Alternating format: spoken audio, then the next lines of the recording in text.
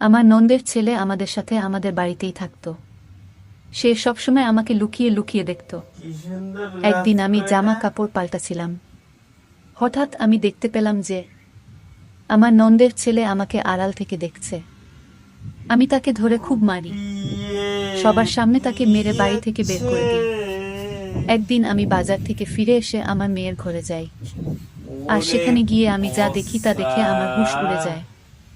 কারণ আমার মেয়ের সাথে ববিতা কাজ করার সময় একটু চোখ কান খোলা রাখবে। সবসময় তাড়াহুড়ো করে কাজ করো তুমি। আমার শাশুড়ির গলার আওয়াজ শুনে আমি তাড়াতাড়ি কড়াইয়ের তেলে পেঁয়াজ ঢেলে বাইরে বেরিয়ে আসি। কে জানে আমি আবার কি ভুল করে ফেলেছি। আমার বিয়ের ৮ মাস হয়ে গেছে, আর এই ৮ মাসের একদিন ও যায়নি যেদিন আমি শাশুড়ির বকা খাইনি। আমার শাশুড়ি এক হাতে ঝাড়ু নিয়ে টিনের বাক্স কাছে দাঁড়িয়েছিলেন, যেটা দেওয়ালের সাথে লাগা ছিল। টিনের বাক্সের পেছন থেকে ঝাড়ু দিয়ে জোর করে ধুলো বের করার চেষ্টা করছিলেন। এটা ওনার রোজ দিনের কাজ, ঘরের কোনায় কোনায় গিয়ে আমার কাজের খুঁত বের করা। আমার স্বামী সবুজের আসার সময় হয়ে গেছে। সে যদি এসে তার মায়ের হাতে ঝাড়ু দেখে, তাহলে আমার কপালে দুঃখ আছে। আমি এগিয়ে গিয়ে মাকে বলি, ঝাড়ুটা আমাকে দিন মা, আমি ধুলো বের করছি। শাশুড়ি মা মুখটা বেজার করে আমার হাতে ঝাড়ুটা ধরিয়ে দেন আর বলেন, যখন আমার মেয়ে ঘর পরিষ্কার করত তখন পুরো বাড়ি চকচক করত। সে শ্বশুর বাড়ি চলে যাওয়ার পর থেকে বাড়ির চমকটাই নষ্ট হয়ে গেছে। উনার কথা শুনে আমার খারাপ লাগে। আমি সারাদিন ধরে বাড়ির কাজ করতাম, কিন্তু কিছুতেই উনার মেয়ের মতন কাজ করতে পারতাম না। অনেক কষ্টে আমি কোণা থেকে না দেখতে পাওয়া ধুলো বের করে যখন রান্নাঘরে যাই, তখন দেখি সব পেঁয়াজ পুড়ে কালো হয়ে গেছে। আমি বুঝতে পারছিলাম না আমি কি করব। বাড়িতে আর পেঁয়াজ নেই, আর বিকেলে আমার ননদ আসবে তার স্বামীর সাথে। আমি শাশুড়িকে কিছু না বলে চটপট ঘরে গিয়ে সবুজকে ফোন করে বলি সে যেন ফেরার সময় পেঁয়াজ কিনে নিয়ে আসে। এটা শুনে সবুজ একটু রেগে যায় আর বলে, তোমার সব কাজ শেষ মুহূর্তে কেন মনে পড়ে? কিন্তু যখন আমি তাকে অনেক অনুরোধ করি, তখন সে রাজি হয়ে যায় আর ফেরার সময় পেঁয়াজ কিনে নিয়ে আসে। তার আগে আমি লুকিয়ে লুকিয়ে পোড়া পেঁয়াজগুলো ওখান থেকে সরিয়ে দিই। আমার নন্দের আসার আগেই আমি বিরিয়ানি বানিয়ে ফেলি। আমার নন্দের বিয়ে আমার সাথেই একসময় হয়েছিল। সে শ্বশুর বাড়ি চলে গেলেও তার সুস্মৃতি এই বাড়িতে রেখে গিয়েছিল। উঠতে বসতে আমার শাশুড়ি তার মেয়ের কথা বলতেন। আমি খুব যত্ন করে ডাইনিং টেবিলে খাবার সাজাই। আমরা সবাই যখন খেতে বসি, তখন আমার স্বামী আমার বিরিয়ানির খুব প্রশংসা করে, কিন্তু আমার শাশুড়ি আমার সব আনন্দে জল ঢেলে দেন। তিনি বলেন, কিন্তু আমার মেয়ের হাতের বিরিয়ানির রংটাও কত সুন্দর হতো। এটা শুনে আমার সারা দিনের খাটুনি মাটি হয়ে গেল। আমার পেটটাও একদম ভরে গেল, আর কোনো খিদে রইল না। আমি সবার এত বাসন তুলে সেগুলো রান্নাঘরে মাস্তি নিয়ে যাই। আমার চোখে পানি চলে আসে। আমার বাপের বাড়ির কথা মনে পড়ে যায়। ওখানে বাবা আমার সব কাজের প্রশংসা করত। আমার রান্না করা খাবার তো সবাই চেটে পুটে খেত। আর এখানে হাজার চেষ্টা করা সত্ত্বেও কারো আমার কাজ পছন্দ হয়ে ওঠে না। আমার স্বামী আর শাশুড়ি সারাদিন আমার নন্দের নাম করত। আমার ননদ তাদের প্রাণ ছিল। আমার শাশুড়ির ভাইয়ের ছেলের বিয়ে ছিল, আর তার জন্য আমি জামা কাপড় খুঁজছিলাম। তখন আমার শাশুড়ি আমার ঘরে এসে বলেন, বৌমা আজ তুমি শাড়ি পরে যেও, কারণ আমার মেয়েও শাড়ি পরে। এটা শুনে আমি চিন্তায় পড়ে যাই, আমি শাড়ি সামলাতে পারি না। কিন্তু আমি এটা বুঝতে পারছি না যে আমার ননদ শাড়ি পরছে বলে আমাকেও কেন শাড়ি পরতে হবে। সবুজ অফিস থেকে ফিরে আমার গোমরা মুখ দেখে জিজ্ঞেস করে, কি হয়েছে তোমার? আমি বলি, মা আমাকে শাড়ি পরতে বলেছেন। আমার শাড়ি পরতে ভালো লাগে না। হাজার চেষ্টা করে পুরো শরীর ঢাকা সত্ত্বেও আমার মনে হয় যে আমার চেহারাটা পুরো ঢাকা পড়ে না। সবুজ এসে বলে, তুমি শাড়ি পরো না, শাড়ি শুধু আমার বোনকেই মানায়। এটা শুনে আমার খুব রাগ হয়। আমি জেদ করে শাড়ি পরি আর কোনো রকমে তুলতে তুলতে বিয়ে বাড়িতে গিয়ে পৌঁছায়। ওখানে গিয়ে আমি জানতে পারি যে আমার ননদ গর্ভবতী। সে খুশি হয়ে সবাইকে এই খবরটা শোনাচ্ছিল। এটা শুনে আমিও খুশি হই, কিন্তু কিছুক্ষণ পর আমার সব আনন্দ মাটি হয়ে যায়। আমার ননদ গর্ভবতী শুনে সবাই আমাকে প্রশ্ন করতে শুরু করে যে আমি কবে গর্ভবতী হব, কারণ আমাদের একসাথে বিয়ে হয়েছিল। আমি বুঝতে পারছিলাম না সবার প্রশ্নের কি উত্তর দেব। পরের দিন আমার শাশুড়ি আমাকে ডাক্তারের কাছে নিয়ে যান। তারপর জানা যায় যে আমার কিছু সমস্যা, যার চিকিৎসা হওয়ার পরেই আমি মা হতে পারব। বাড়িতে এসে আমার শাশুড়ির সারা বাড়ি মাথায় তোলে। আমি ঘরে দরজা বন্ধ করে বসে থাকি। সবুজ আমাকে এই নিয়ে কিছু বলে না, কিন্তু সবাই আবার আমার নন্দের প্রশংসা করতে থাকে। আমার শাশুড়ি তার জন্য অনেক রকমের রান্না করতেন। আমাদের বাড়ি থেকে তার জন্য খাবার, ফল, জুস সব যেত। যেন মনে হতো যে তার শ্বশুর বাড়িতে কিছুই নেই। সে সময় সেই দিনটা আসে যেদিন আমার নন্দের একটা ফুটফুটে ছেলের জন্ম দেয়। আমার নন্দের ছেলে অনেক ছোট বয়স থেকেই আমাদের বাড়িতে থাকত। আমার নন্দের স্বামী কাজে যাওয়ার সময় তাকে আমাদের বাড়িতে দিয়ে যেত, আর ফেরার পথে তাকে নিয়ে যেত। আমার ননদ ঘর আর বাচ্চা দুটো একসাথে সামলাতে পারত না, তাই সে তার ছেলেকে আমাদের বাড়িতে পাঠিয়ে দিত। সেই ছোট বাচ্চাটাকে আমি খুব ভালোবেসে ফেলি।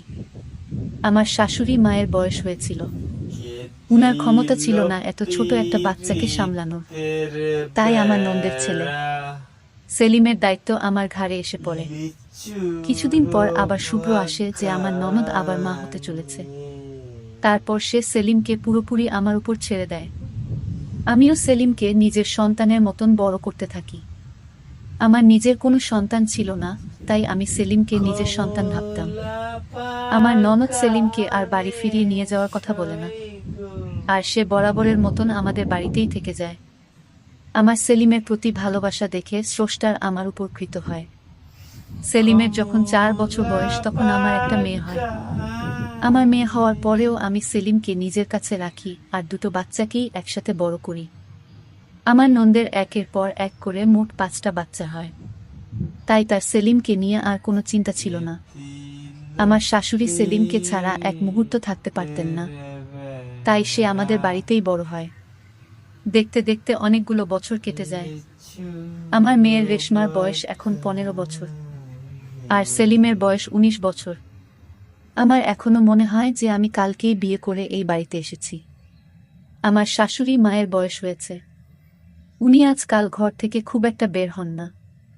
আমাদের দিনকাল ভালোই কাটছিল। একদিন আমি খাটে বসে চা খাচ্ছিলাম আর রেশমা আমার পাশে বসে বই পড়ছিল। আমি তাকে জিজ্ঞেস করি, কি ব্যাপার রেশমা, আজকাল তোর সেলিম দাদা তোকে পড়াশোনায় সাহায্য করে না? রেশমা মাথা নাড়ে আর বলে, আজকাল আমার সেলিম দাদার ব্যবহার ভালো লাগে না। ও কেমন বদলে গেছে, তাই ওর সাথে কথা বলতে আর তেমন ইচ্ছে করে না। ওর সাহায্যের আমার কোনো প্রয়োজন নেই, আমি নিজেই পড়ে নেব। এটা শুনে আমার হাসি পায়। ভাই বোনের মধ্যে এরকম ঝগড়া তো হয়েই থাকে, কিন্তু আমি দিন দিন লক্ষ্য করি যে তাদের মধ্যে দূরত্ব বাড়তেই আছে। আগে ওরা সবসময় একসাথে থাকতো, কিন্তু আজকাল সেলিম যেখানে থাকে সেখানে রেশমা যেতেও চায় না। আমি রেশমাকে অনেক বোঝানোর চেষ্টা করি, কিন্তু সে বলে, মা তুমি সেলিম দাদাকে ভালোভাবে জানো না, ও এখন অনেক পাল্টে গেছে। আমি রেশমাকে তার মতো ছেড়ে দিই আর ভাবি যে পরে ওকে আমি বুঝিয়ে বলবো। আজকাল প্রায় সে আমার কাছে সেলিমের নামে নালিশ করে, কিন্তু আমি সেলিমের বদলে তাকে বোঝাই, কারণ আমার সেলিমের প্রতি বিশ্বাস ছিল। সে আমার চোখের সামনে বড় হয়েছে। আমি আর আমার শাশুড়ি মা তাকে বড় করে তুলেছি। আমাদের শিক্ষায় সে বড় হয়েছে, তাই সে কখনোই খারাপ হতে পারে না, এটা আমার বিশ্বাস ছিল। কিন্তু এই কয়েকদিন আমিও সেলিমের মধ্যে একটা পার্থক্য লক্ষ্য করছি। ও সারাদিন আমার উপর নজর রাখত। সেলিম আমার ছেলের মতো ঠিকই, কিন্তু সে আমার স্বামী নন্দের ছেলে, তাই আমি ওর সামনে ঘোমটা দিয়ে থাকতাম। ও যখন কলেজ থেকে ফিরত তখন রান্নাঘরের বাইরে বসে আমাকে কাজ করতে দেখত। ওর নজরটা আমার ভালো লাগে না। আমার তখন মনে হয় যে রেশমা হয়তো ঠিকই বলছে, সেলিম বড় হয়ে গেছে, তাই হয়তো রেশমা ওর থেকে দূরে থাকতে চায়। একদিন আমি সবুজকে বলি, আমাদের এখন সেলিমকে তার মায়ের কাছে পাঠিয়ে দেওয়া উচিত। একটা কম বয়সী ছেলেকে আমাদের বাড়িতে রাখা ঠিক নয়। এটা শুনে সবুজ অবাক হয়ে যায় আর বলে, হঠাৎ তোমার মাথায় এমন একটা খেয়াল এলো কেন? সেলিম তো ছোটবেলা থেকেই এখানেই বড় হয়েছে। আমার বোন তো ওর দিকে ফিরেও তাকায়নি। তাহলে এখন আমি তাকে আমার বোনের কাছে কেন ফেরত পাঠাবো? তুমি কি ভুলে গেছ যখন রেশমা হয়নি তখন সেলিম আমাদের একমাত্র সন্তান ছিল? তার তো কথা শুনে আমি চুপ হয়ে যাই। এই কথাটা একদম সঠিক যে আমার মেয়ে হওয়ার আগে পর্যন্ত আমি সেলিমকে কোলে নিয়ে নিজের মা হওয়ার শখ মেটাতাম। কিন্তু আজকাল সেলিমকে নিয়ে আমার খুব ভয় হয়। ওই যে কথায় বলে না, নিজের রক্ত সব সময় নিজেরই রক্ত হয়। আর সেলিম আমার নিজের ছেলে নয়।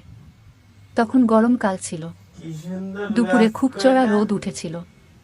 ছেলে মেয়েরা সব কলেজ থেকে ফিরে এসে যে যার মতো নিজের ঘরে চলে গেছিল।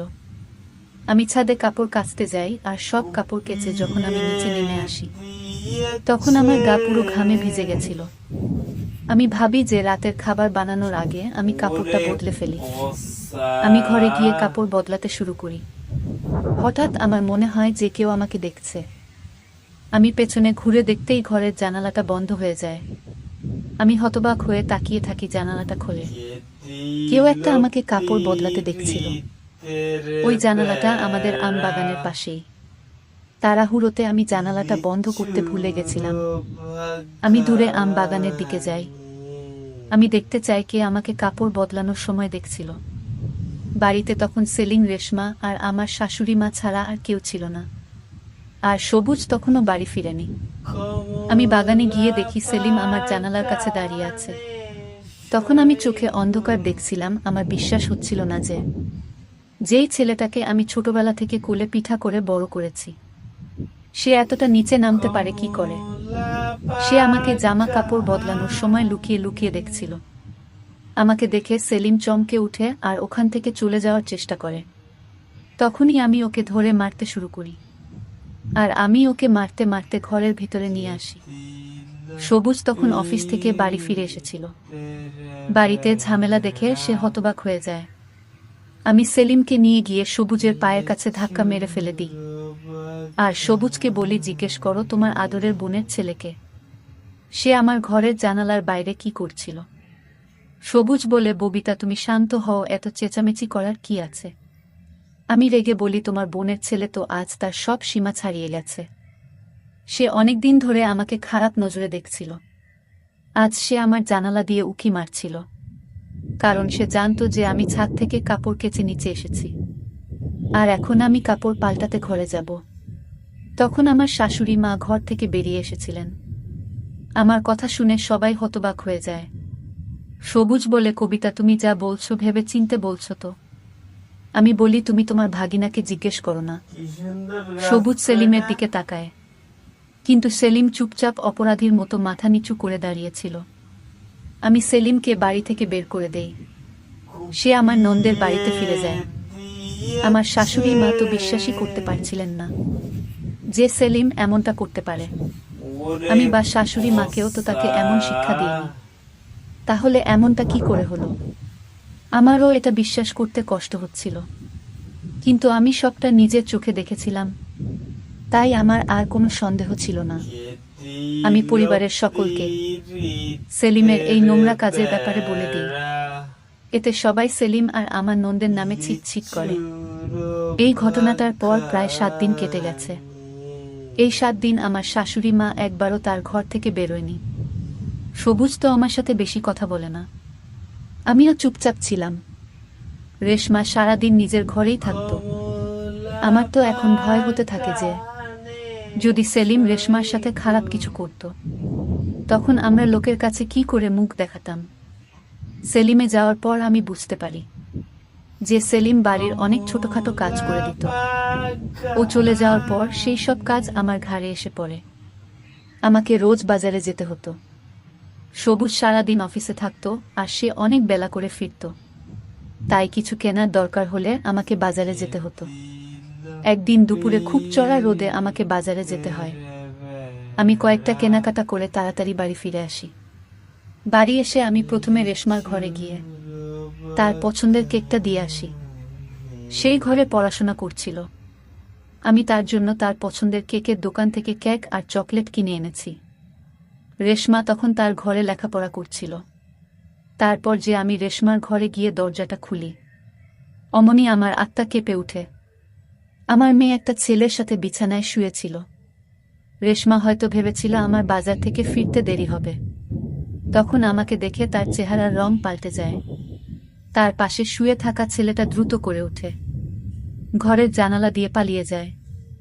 আমি তার পিছু নিয়ে আম বাগানে যাই, কিন্তু সে পেছনে দরজা দিয়ে পালিয়ে যায়। সে এত তাড়াতাড়ি পালায় যেন মনে হয় এটা তার প্রতিদিনের অভ্যাস। আমি হতাশ হয়ে বাগানে বসে পড়ি। রেশমা আমার জন্য জল নিয়ে আসে, কিন্তু আমি জলের গ্লাসটা মাটিতে ফেলে ভেঙে ফেলি। আমি রেশমার চুলের মুঠি ধরে বলি, সত্যি করে বল, এসব কতদিন ধরে চলছে? ওই ছেলেটা কে ছিল যে দুপুর বেলা তোর ঘরে ঢুকেছিল? রেশমা ভয়ে কেঁদে ফেলে, কিন্তু আমি বলি, আজ আমার হাত থেকে তুমি কিছুতেই বাঁচতে পারবে না। রেশমা কাঁদতে কাঁদতে বলে, এই ছেলেটা আমার সাথে কলেজে পড়ে। আমি ওকে খুব পছন্দ করি, কিন্তু সেলিমের ওকে পছন্দ ছিল না। সেলিম চাইতো না আমি ওর সাথে মেলামেশা করি, কারণ ওর মনে হতো ও খারাপ ছেলে। রেশমা আরও বলে যে সেলিম রেশমাকে ওই ছেলেটার সাথে মেলামেশা করতে বারণ করত, আর এই কারণেই ওদের মধ্যে দূরত্ব বেড়েছিল। রেশমার পছন্দ ছিল না সেলিম তাকে কোনো কাজে বাধা দিক, আর সেলিম রেশমাকে ভুল পথে যেতে দিতে চায়নি। সেলিম আমাকে রেশমার ব্যাপারে অনেকবার জানাতে চেষ্টা করেছিল, তাই সে আমার আশেপাশে ঘুরত, কিন্তু তার সাহস হয়ে ওঠেনি। এই কথাটা আমাকে মুখ ফুটে বলায় রেশমা সেলিমের বিরুদ্ধে আমার কান ভাঙাত, ওর নামে খারাপ কথা বলতো। তাই আমি সেলিমের নজরের খারাপ অর্থ বের করেছিলাম, কিন্তু সেলিম আসলে আমাকে রেশমার ব্যাপারে বলতে চেয়েছিল। সেদিনও যখন আমি জামা কাপড় পাল্টাছিলাম, তখন ওই ছেলেটা রেশমার সাথে দেখা করে বাগানের পিছনে দরজা দিয়ে পালাচ্ছিল। তার নজর যখন আমার জানালার দিকে পড়ে, তখন সে সেখানে এসে আমার ঘরের জানালা দিয়ে উঁকি মারে। সে লুকিয়ে লুকিয়ে আমাকে দেখছিল। আমি যখন বাগানে গিয়ে পৌঁছাই, তখন ওই ছেলেটা পেছনে দরজা দিয়ে পালিয়ে গেছিল। সেলিম বুঝতে পেরেছিল যে সে বাগানে আছে, তাই সে তাকে ধরার জন্য বাগানে গেছিল। আমি যখন বাগানে যাই, তখন আমি সেখানে সেলিমকে দেখতে পাই, আর আমার মনে হয় যে সেলিম আমার ঘরের জানালা দিয়ে উঁকি মারছিল। কিন্তু আসলে সেটা সেলিম ছিল না, সেটা ছিল রেশমার প্রেমিক সবুজ। আর আমার শাশুড়ি মা যখন সেলিমকে প্রশ্ন করে, তখন সে কোনো কথা বলে না, কারণ সে রেশমার সম্মান বাঁচাতে চেয়েছিল। এটা যদি জানাজানি হতো যে রেশমা তার নিজের বাড়িতে তার প্রেমিকের সাথে দেখা করে, তাহলে সবাই ছিছি করত। আমার শাশুড়ি মা সবাইকে বলে বেড়াতো যে আমি আমার মেয়েকে শিক্ষা দিতে পারিনি। সেলিম চায়নি আমার দিকে কেউ আঙুল তুলুক, তাই সে সব দোষ নিজের ঘাড়ে নিয়ে নিয়েছিল। রেশমার সবটা জেনেও চুপ করেছিল, সে কাউকে সত্যিটা বলেনি। রেশমার কথা শুনে আমার হুঁশ উড়ে যায়। আমি না জেনে অনেক বড় ভুল করে ফেলেছি। আমি যাকে দোষী ভেবেছিলাম, সে আসলে আমার বাড়ির সম্মানের কথা ভেবে এত কিছু সহ্য করেছে। আমাকে এখন যে করেই হোক ভুলটা শুধরে নিতে হবে। আমি তখনই আমার ননদের বাড়িতে চলে যাই। সেখানে গিয়ে সেলিমের কাছে হাত জোড় করে ক্ষমা চাই। সেলিম আমাকে জড়িয়ে ধরে বলে, মামি, তোমার ক্ষমা চাওয়ার কোনো প্রয়োজন নেই। আমি তোমাকে খুব ভালোবাসি, তোমার জন্য আমি সবকিছু করতে পারি। আজ সেলিম প্রমাণ করে দিল যে ভালোবাসার সম্পর্ক রক্তের সম্পর্কের থেকে অনেক বড় হয়। আমি বাড়ি ফিরে সবুজ আর আমার শাশুড়ি মাকে সবটা খুলে বলি। আমি সেলিমের সাথে অন্যায় করেছি, তাই তারা আমাকে যে শাস্তি দেবে আমি মাথা পেতে নেব, কিন্তু সবাই আমাকে ক্ষমা করে দেয়। এখন আমাকে আর সবুজকে রেশমার ভুল পথে যাওয়া থেকে আটকাতে হবে, নইলে হয়তো সামনে অপমান আর বড় কোনো বিপদের আশঙ্কা হতে পারে। তো বন্ধুরা, আজকে এই পর্যন্তই। গল্পটি ভালো লাগলে লাইক, কমেন্ট, সাবস্ক্রাইব করে সাথেই থাকুন।